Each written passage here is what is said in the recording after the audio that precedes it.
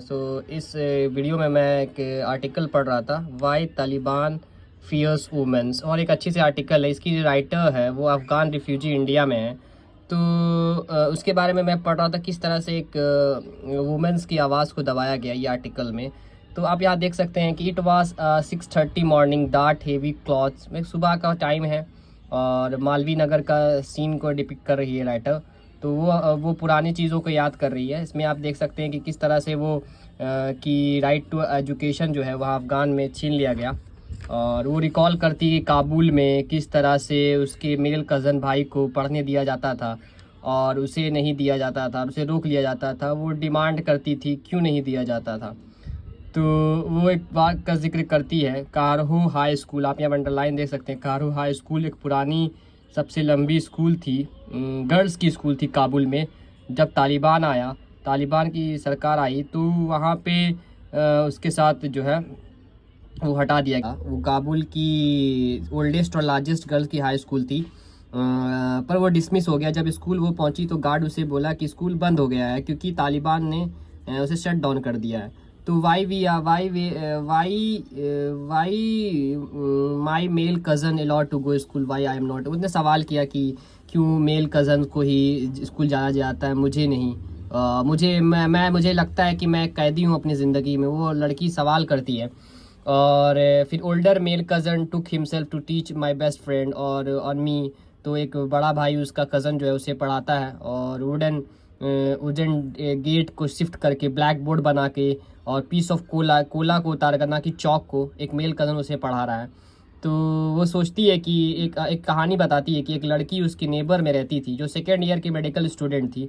तो तालिबान ने उसे टुक किया 1996 में, जब ले लिया तो उसे एक डार्क रूम में पैक कर दिया ताकि वो दुनिया नहीं देख सके। और फैमिली वाले उसे बिलीव करने लगे कि उसमें कुछ जादू है। तो उसे मस्जिद लिया गया और उसके तक लेके गया, मतलब मस्जिद तक ले जाया गया, उसकी ट्रीटमेंट करनी गई। पर समय के साथ साथ उसकी ड्रीम वैनिश हो गई और वो नरिश ख़त्म हो गया। इसी तरह से उसकी आंटी 8th ग्रेड के टाइम में थी, तो वो she used to play with me, उसके साथ खेलती थी। पर गवर्नमेंट ने जो है उसके चादर फोर्स करने लगा, उसके चादर वेयर करने के लिए, प्ले करने के लिए। फिर स्ट्री में वो उसको लाफ ना कर सके तो वो स्टे रहने लगी, घर में ही रहने लगी। उसी तरह मदर्स की इंडिपेंडेंस, क्योंकि मदर्स एक इंडिपेंडेंट वुमेन थी, उसे वो टीचर थी, वो अपने फादर की इनकम पे रिलाई करती थी। मतलब माय फादर उस पर रिलाई करते थे, उसकी इनकम थी, उसके फादर की वो फैमिली चलाती थी। वो मिसकैरेज हो गई क्योंकि उसकी मामा को मिसकैरेज हो गया।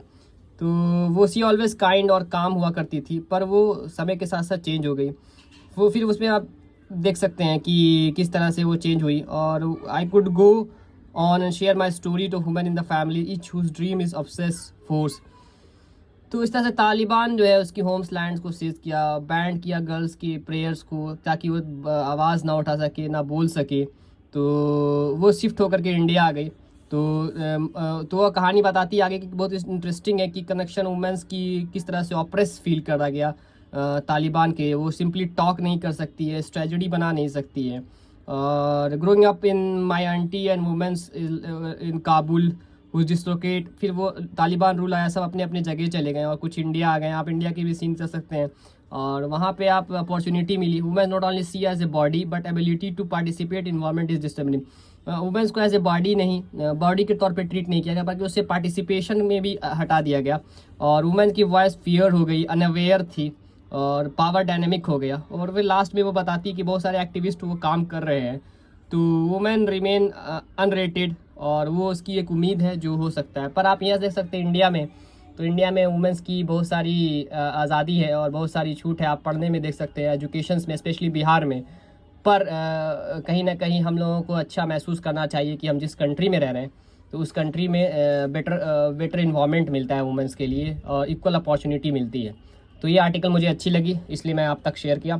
Thank you. अगर आपको मेरा कंटेंट पसंद आ रहा है तो आप मुझे वैल्यूबल फीडबैक कमेंट सेक्शन में दे सकते हैं और मुझे बताएं कि किस तरह के कंटेंट मैं बनाऊं। मैं भी एक्सपेरिमेंट कर रहा हूं, जो मुझे अच्छा लग रहा है मैं कर रहा हूं, मैं डाल रहा हूं। Thank you, thanks.